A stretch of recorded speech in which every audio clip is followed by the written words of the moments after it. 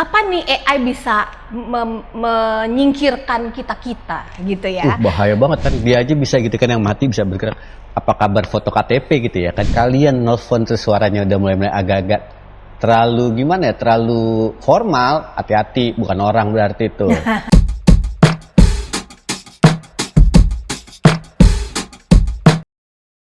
Hai Shy Friends, ketemu lagi sama Robi. Dengan sekarang saya ditemani oleh Mbak Ana. Oh, wow, Shy Friends, apa kabar semua? Sehat-sehat selalu ya semuanya. Sehat. Nah, hari ini saya dengan Mbak Ana mau bahas, pasti teman-teman pernah sering dengar yang namanya artificial intelligence ya kan. Banyak tuh yang zaman sekarang tuh Mbak Ana, orang-orang bilang AI bakalan berkembang melebihi apa-apa gitu ya kan. Ngomong berat ya, hujan-hujan yang ngomong AI ya. Itu dia. Sebenarnya sih pengen cari konsep yang pembahasan yang lebih ringan gitu. Teman kayaknya AI ini menarik dibahas karena kan lagi booming ya sekarang. betul, ya. booming. Apalagi banyak sekarang perusahaan-perusahaan yang marketingnya pakai AI. Nah, yang jadi pertanyaan sekarang nih, saking sebenarnya saya nggak ngerti juga ya AI. Mungkin Mbak Ana bisa bantu nih jelasin ya kan. AI itu kalau di dunia kita gitu marketing tuh apa sih sebenarnya tuh? Kan kalau kita tahu AI itu artificial intelligence ya. Nah, kalau yang Mbak Ana paham nih, kalau buat di digital tuh AI itu kayak gimana? AI itu benar, artificial intelligence. Artinya itu sebetulnya adalah satu teknologi sih yang memang sekarang itu lagi tren. Nah, teknologi apa gitu kan ya? Sampai dia itu benar-benar diminati sama orang-orang, dan sampai orang-orang itu membahas mengenai kapan nih AI bisa menyingkirkan kita gitu ya. Bahaya banget. Bahaya gitu. Kenapa? Karena memang artificial intelligence itu sebenarnya memang salah satu teknologi yang memang dipadukan, teknologi komputer yang dipadukan sama mesin sehingga bisa menyerupai human gitu. Jadi awal-awalnya kalau AI itu ya banyak. Kalau kita pakai sidik jari itu juga sebenarnya udah AI. Kalau yang pakai iPhone, Hai Siri gitu ya, itu juga udah AI. Jadi sebenarnya AI itu gimana caranya supaya mempermudah pekerjaan manusia, which is sebenarnya akan menjadi sedikit tantangan buat human sekarang gitu, karena pekerjaan mereka tuh sebenarnya bisa digantikan gitu. Kan ya. Berarti diadu ya, secara individual nih diadu dengan betul, AI. berarti teknologi mesin sama teknologi komputer itu sudah mirip banget antara operator satu sama operator yang lain, sehingga operator yang satu tuh sampai nggak ngeh bahwa oh, teman saya yang di ujung ternyata cuman AI doang gitu kan. Dan akhirnya tahun 1955 itu akhirnya di Inggris itu Profesor Carty itu akhirnya memanggil semua orang-orang yang memang jago lah di bidang AI, dan pada waktu itulah mulai diluncurkan yang namanya teknologi AI.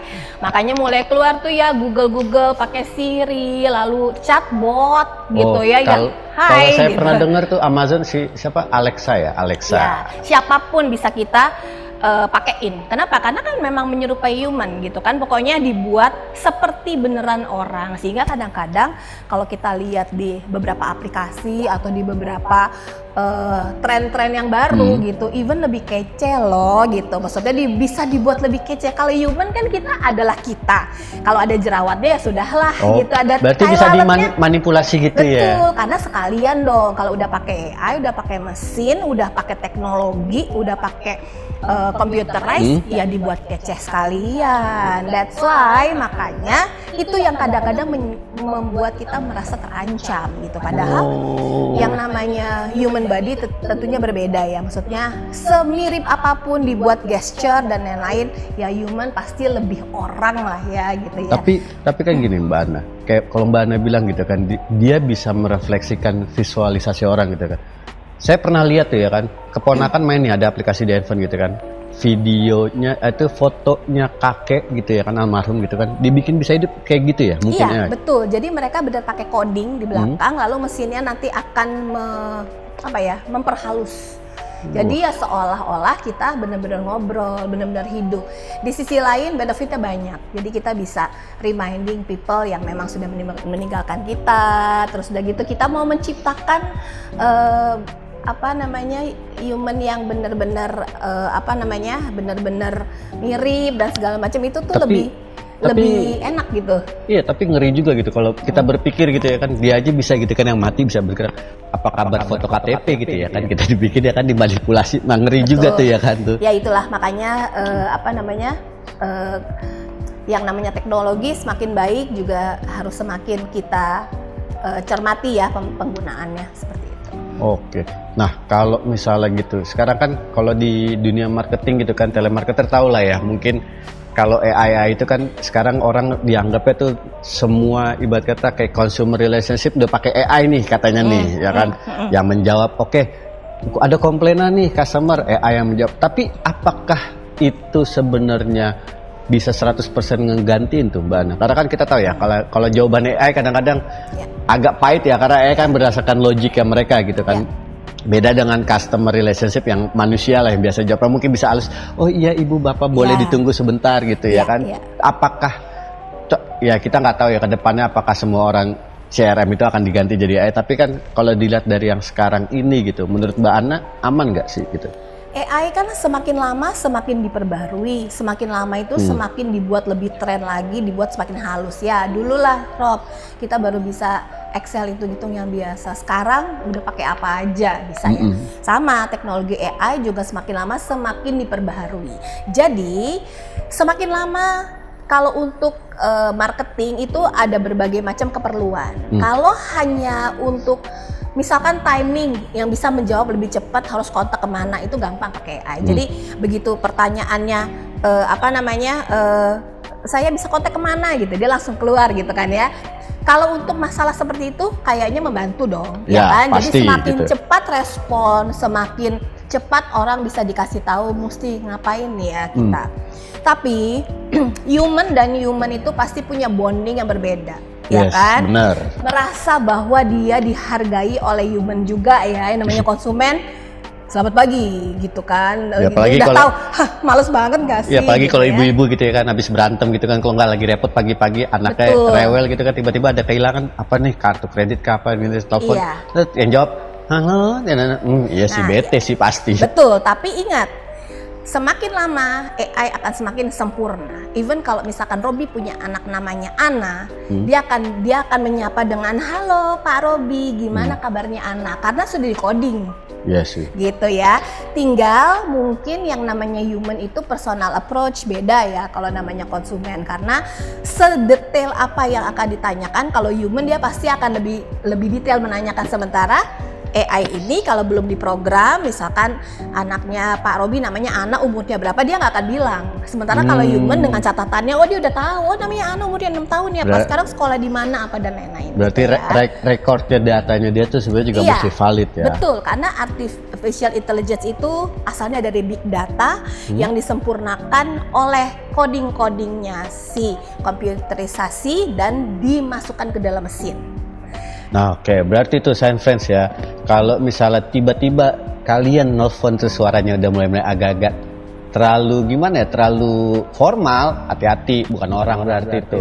Siapa tahu robot ya nggak, Mbak Ana. Tapi mungkin ya di kehidupan kalian nih Science Friends, mungkin AI itu apa sih yang paling gampang deh, mungkin kalian udah pakai Siri kalau ngomong, Hai Siri, apa sama, kalau nggak Google. Nah itu kan biasa itu. Nah itu contoh-contoh AI kehidupan sehari-hari, mungkin yang Science Friends paling tahunya paling gampang itulah. Tapi ya sekarang kita nggak pungkirin juga banyak ya AI mungkin kayak contohnya Mbak Ana ya, kalau di mobil pada sekarang ada yang ada Facebook Console juga AI kan. Ya, kayak Waze, Google Maps. Kayak Waze Map, mungkin juga kalau absen pakai Face ID itu juga sama. Tapi saya kayaknya di kantor saya belum tuh Mbak. Kayaknya masih sidik jari tuh. Kayak masih sidik jari tuh kalau di kantor. Nah, kalau kita sekarang kembangin lagi gitu ya kan, di zaman sekarang gitu kan, di dunia pekerjaan apa sih Mbak Ana yang menurut Mbak Ana nih pentingnya AI itu bisa dipakai tuh kalau menurut Mbak Ana gitu? Kalau saya kan beranggapan kalau AI paling ya sekarang orang belum kenal banyak, paling ya kalau berkembang paling kayak e-tol gitu kan, sekarang udah tinggal tapping kan sebenarnya AI juga gitu kan. Nah, kalau menurut Mbak Ana? Nah, sebetulnya kalau untuk AI sendiri itu sebenarnya kita tidak merasakan, tapi dari dulu sudah mulai dikembangkan tuh yang namanya AI ya. Tadi kayak Robi bilang dari mulai Face ID, ada Google Maps, ada Waze, ada chatbot gitu ya. Itu sih sebenarnya memang sudah lumayan berkembang sampai sekarang. Kalau ditanya apa sih yang diperluin AI itu? AI itu mengklaim bahwa dia bisa digunakan untuk seluruh jenis pekerjaan apapun, tren sebanyak apapun, dan bagaimana perkembangan di dunia ini diikutin sama AI gitu ya. Jadi AI itu bisa membuat coding dari kehidupan human ini secara detail untuk apapun. Misal gitu ya, kalau dulu kan ada yang di bengkel gitu ya, bengkel kan dulu harus cek hidrolik, cek ini, cek itu. Kalau sekarang udah langsung masukin data, mereka udah tahu bahwa berarti mobilnya Pak Robi ini mesti harus dicek apa aja gitu, langsung masuk kemana gitu. Bener tuh kayak gitu. Betul, pernah kan? Tuh di bengkel resmi gitu ya kan, tiba-tiba datang, Mas mau ini nih, oh iya terakhir track recordnya ini ya Pak, langsung kebaca. Nah harusnya di tanggal kilometer segini. Benar gitu ya. Mungkin Shane Fresh juga pernah kalau misalkan datang ke tempat telekomunikasi gitu ya, baru nyebutin nomor handphone dong, dia udah tahu semua loh. Maksudnya sekarang statusnya sedang apa, bayarnya kurang apa enggak. Tapi tenang, gitu. tenang saya Pres. Yang jomblo nggak akan disebutin iya, statusnya, tenang. Itu tenang aja. Pokoknya yang jomblo aman, tenang. Cuma statusnya adalah pembayaran tahun kapan ini itu doang. Tenang aja. Kalau status jomblo nanti sendiri tuh. Tapi udah banyak loh apps untuk para jomblo. Wah, banyak Mbak. Bener dong, dan itu juga sudah dikembangkan dengan cara AI. Kenapa? Karena dari sisi kalian masukin nama, masukin tanggal lahir gitu ya, terus masukin hobi, terus diklik langsung jomblo-jomblo yang seminat, itu langsung masuk ke dalam yang match page ya, depan, front page yang match gitu. Boleh Nah itu tuh. juga AI. Tapi boleh disebutin nggak sih? Ada tuh sebenarnya apps itu. jangan disebutin. Shane Fresh bisa cari sendiri, nggak usah pakai apps. Nah, Mbak Ana, Ya. kalau sekarang nih, saya tuh banyak gitu kan, teman-teman saya gitu kan, apalagi teman-teman saya mungkin banyak yang sudah mendengar ChatGPT. ChatGPT itu apa sih Mbak? Jujur saya awam tuh ChatGPT, orang pada ngomong ChatGPT katanya bisa segala macam. Nah, ChatGPT itu apa? ChatGPT itu adalah salah satu part dari AI yang dikembangkan gimana caranya supaya informasi dari segi apapun bisa diterima oleh human.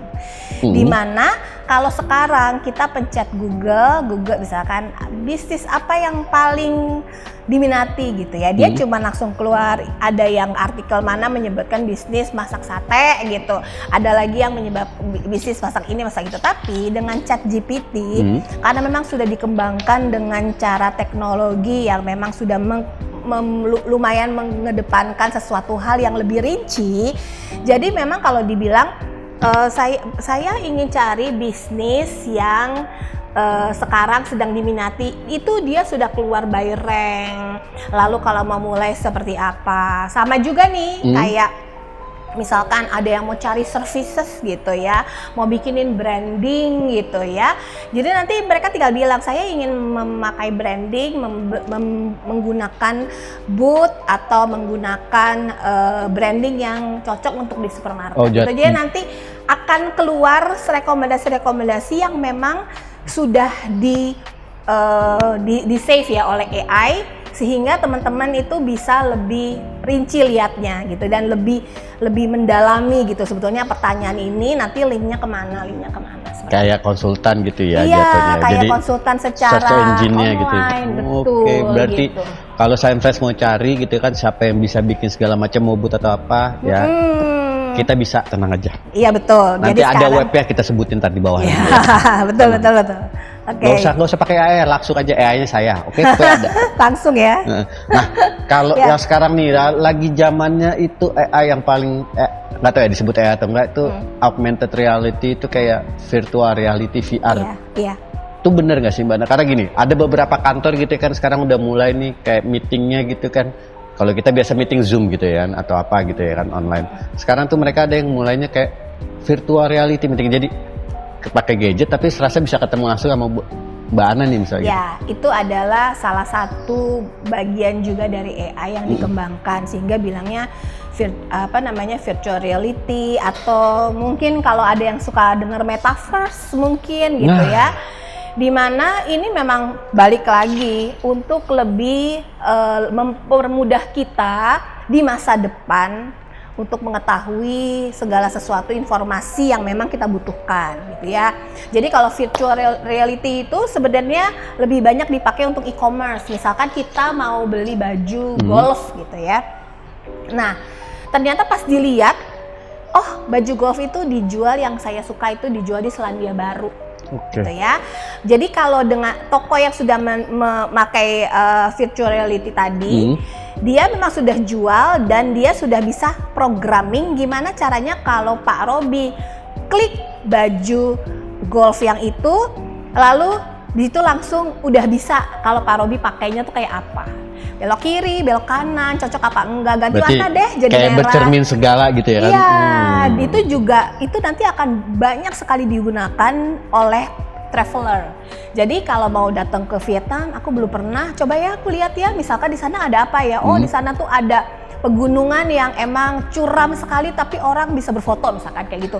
Nah, mereka siapin tuh kalau kita udah bisa berfoto di situ, dan biasanya orang kan jadi mikir, aku mesti beneran sampai sana dong gitu. Berarti kan ya, sesuai dengan ekspektasi doang gitu ya kan. Ya, jadi, tapi nih ya sebentar ya, klarifikasi sebentar untuk saya fresh, inget ya kalau yang tadi cobain baju, jangan traveling kemana-mana otaknya ya. Baju ya, jangan yang lain ya. Saya fresh inget ya, jangan yang lain, jangan traveling pokoknya. Ya, itu juga harus hati-hati karena semakin terbukanya AI, semakin terbukanya juga segala sesuatu yang tadinya kita nggak expect. Jadi mungkin udah ada teknologi AI bagi Shine Friends yang mungkin punya anak-anak masih di bawah umur gitu ya, harus lebih hati-hati gitu, karena sekarang semua teknologi terbuka gitu ya. Oke, Shine Friends, kan tadi udah ya kita tahu ya perkembangan AI itu gede banget sekarang ya kan. Mungkin kedepannya ya kan teman-teman Shine Friends juga bisa lah memilah baik buruknya AI itu seperti apa. Kayak Mbak Ana bilang ya kan, apalagi yang punya anak kecil tuh hati-hati karena ya kita nggak tahu ya di luar sana ada predator apa gitu kan, asik predator bahasanya gitu kan, tapi emang bahayanya gitu. Nah mungkin bisa dibilang kelebihan dan kekurangannya AI itu ada lah ya, kita nggak 100% bilang AI itu bagus. Ya mungkin dia bagus bisa kerja 24 jam nggak capek ya kan, tergantung bagaimana dipakainya. Nah mungkin kalau Shine Friends ingin bahas yang lain lagi tentang AI itu seperti apa, boleh kontak kita. Nanti linknya ada ya di link deskripsi. Supaya kita next bisa ketemu lagi, kita bahas yang lain lagi. Sebelumnya saya ucapkan terima kasih Mbak Ana atas sharingnya. Ingat ya Shine Friends, kalau misalnya mau ada pertanyaan atau apa, nanti ada linknya, kita sisipkan linknya. Oke? See you next time. Thank you.